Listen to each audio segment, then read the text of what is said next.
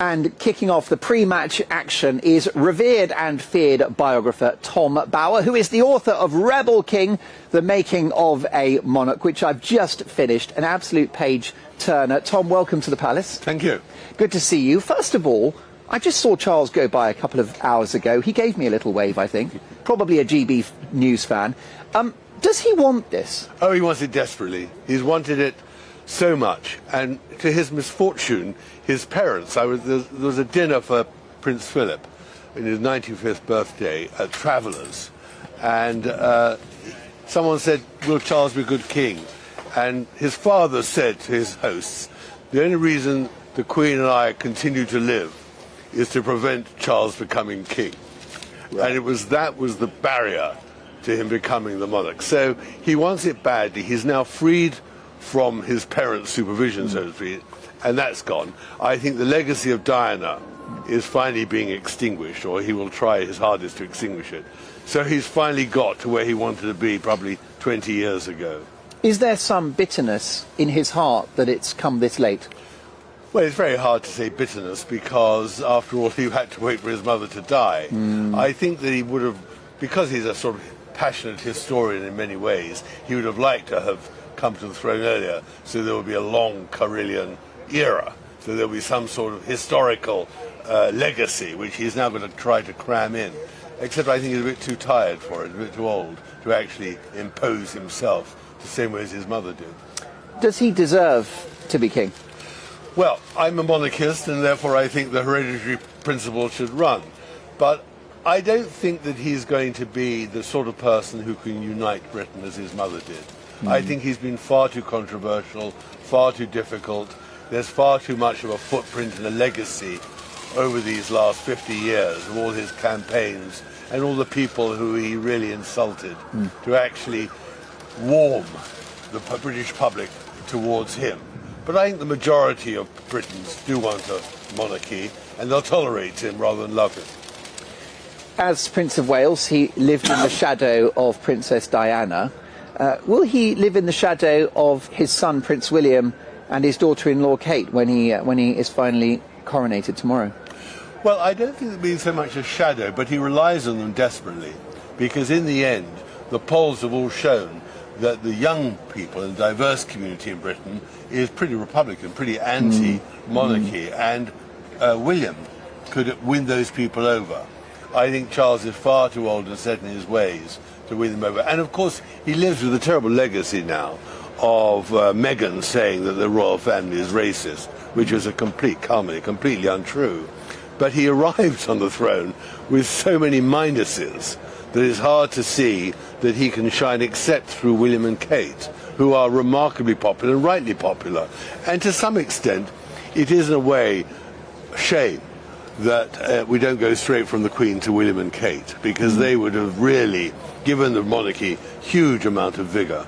Might they be the joint elephants in the room as the king ages, with the public thinking, come on, Charles, make way for these two? Well, I think time will tell. I think abdication in the grounds of old age is unlikely. And what's very interesting is... And the Queen set that precedent, of exactly. course. But what's interesting here, and no one wanted the Queen to abdicate, that's the point. But I think what's interesting is how Kate and William are constantly pushed forward by the palace because they realise that Charles cannot actually win over people, and I think he himself knows that. I mean, he's not a populist. He's a passionate person about all his interests, but he isn't someone of the people, although he tries hard. And actually, when he meets the people, on the whole, people who meet him like him very much because he's very interested in people and he cares for their problems. So you think he's interested in people, but you don't think he's got the common touch? Well, not only does he have the common touch, but he doesn't want to be common, and he doesn't want to be in touch. Yeah. He's a sort of very perfectionist who's very sort of hypochondriac and awfully careful about where he goes. But on the other hand, he's about 74. Yeah. And his wife is not in the best of health, I don't think, and so it's very difficult for them to have the energy to engage with young people, which Kate and William can do. Now, are you not a little harsh on the king in terms of his energy? Because many people would suggest that there are parallels with Donald Trump, again, a man well into his mid-70s who has unending energy. Don't you think Charles is of the same ilk? Well, this is a famous workaholic, a guy who falls asleep in the dead of night reading his letters. Absolutely, and writing his letters, absolutely. And I think he has that sort of energy, and I think he has energy when he goes on his walkabouts and visits people. But there's a limit to how much he can do. I mean, the limit is he works perhaps 6 months of the year, and the rest of it is spent in Balmoral or Highgrove or Sandringham or somewhere else. And I think that he can't do it full time, and nor does he want to. Do you think he'd like an early night tonight, for example? I think tonight he'll do his normal routine. He'll have one martini, he'll have a second martini, he'll be enormously excited. After all this, tomorrow, he's been preparing this for 20 years, been going through all the books, all the old manuscripts to see how a coronation should be organised. He's orchestrated it to perfection. He's going to see his theatre, his play, his performance tomorrow played out. We could easily do an hour on your fantastic book, Rebel King. I won't plug it too much because you've had plenty of sales already, but I would recommend it. Here's a quote from the book. By relying on sycophants willing to tolerate his tirades and his rejection of any criticism, Charles has made damaging mistakes. His grudges and disloyalty have deprived him of wise advisors. Yes. So what do you think about his inner circle right now, and will they show him the way? Well, I think what happened was that book, if I may be so modest, changed Charles dramatically. Because the source of that particular paragraph, as many others, were people who'd worked for him and were outraged by his behaviour.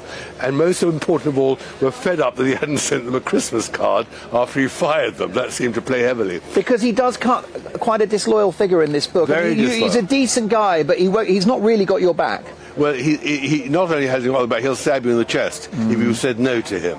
And that is what weakened him as the Prince of Wales, that he wouldn't listen to good advice. I think that he's changed. He's listening to advice now because he has no alternative.